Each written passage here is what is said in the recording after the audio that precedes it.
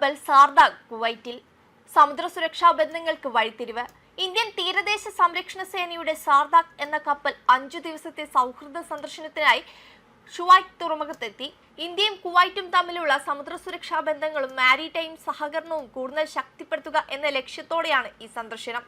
ഷുവൈറ്റ് തുറമുഖത്ത് വെച്ച് നടന്ന ഊഷ്മളമായ ചടങ്ങുകളോടെയാണ് കപ്പലിനെ സ്വീകരിച്ചത്.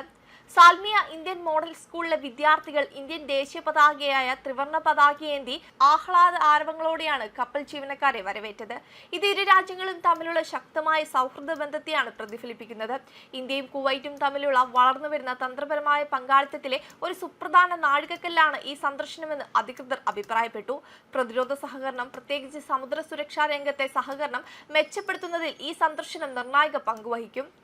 സാർദാഗിന്റെ സാന്നിധ്യം പ്രാദേശിക സമുദ്രമേഖലയുടെ സുരക്ഷ ഉറപ്പാക്കുന്നതിലും സംയുക്ത പ്രവർത്തനശേഷി വർദ്ധിപ്പിക്കുന്നതിലും ഇരു രാജ്യങ്ങൾക്കുമിടയിലുള്ള പൊതുവായ പ്രതിബദ്ധത അടിവരയിടുന്നു.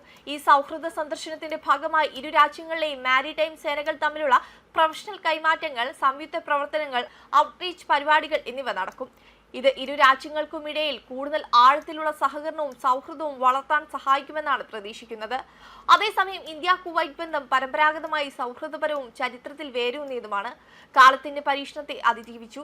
ഭൂമിശാസ്ത്രപരമായ സാമീപ്യം, ചരിത്രപരമായ വ്യാപാര ബന്ധങ്ങൾ, സാംസ്കാരിക ബന്ധങ്ങൾ, കുവൈറ്റിലെ ധാരാളം ഇന്ത്യൻ പൗരന്മാരുടെ സാന്നിധ്യം എന്നിവ ഈ ദീർഘകാല ബന്ധം നിലനിർത്തുകയും പരിപോഷിപ്പിക്കുകയും ചെയ്യുന്നു.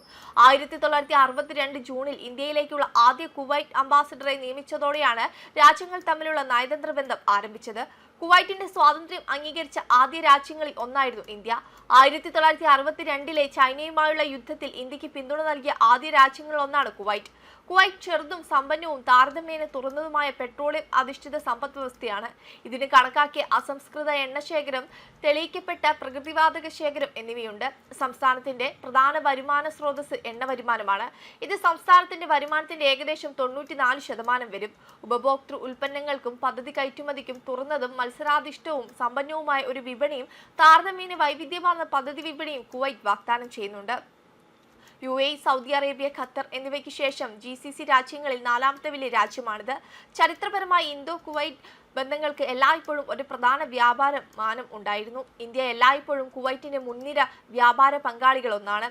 ഇന്ത്യ കുവൈറ്റിന്റെ സ്വാഭാവിക വ്യാപാര പങ്കാളിയാണ്. 1961 വരെ ഇന്ത്യൻ രൂപയായിരുന്നു കുവൈറ്റിൽ നിയമപരമായ നാണയം. 2022-23 സാമ്പത്തിക വർഷത്തിൽ കുവൈറ്റിലേക്ക് കയറ്റുമതി ചെയ്ത ഇനങ്ങൾ ധാന്യങ്ങൾ, ജൈവ രാസവസ്തുക്കൾ, ഇലക്ട്രിക്കൽ യന്ത്രങ്ങൾ, ഉപകരണങ്ങളും വാഹനങ്ങൾ, സെറാമിക് ഉൽപ്പന്നങ്ങൾ എന്നിവയായിരുന്നു. 2022-23 സാമ്പത്തിക വർഷത്തിൽ കുവൈറ്റിൽ നിന്ന് ഇറക്കുമതി ചെയ്ത ഇനങ്ങളുടെ ധാതു ഇനങ്ങൾ, ജൈവ രാസവസ്തുക്കൾ, വിമാനങ്ങളുടെ ഭാഗങ്ങളും പ്ലാസ്റ്റിക്കുകൾ, ഇരുമ്പ്, ഉരുക്ക് എന്നിവയായിരുന്നു. വെബ് ഡെസ്ക് കർമ്മ ന്യൂസ്.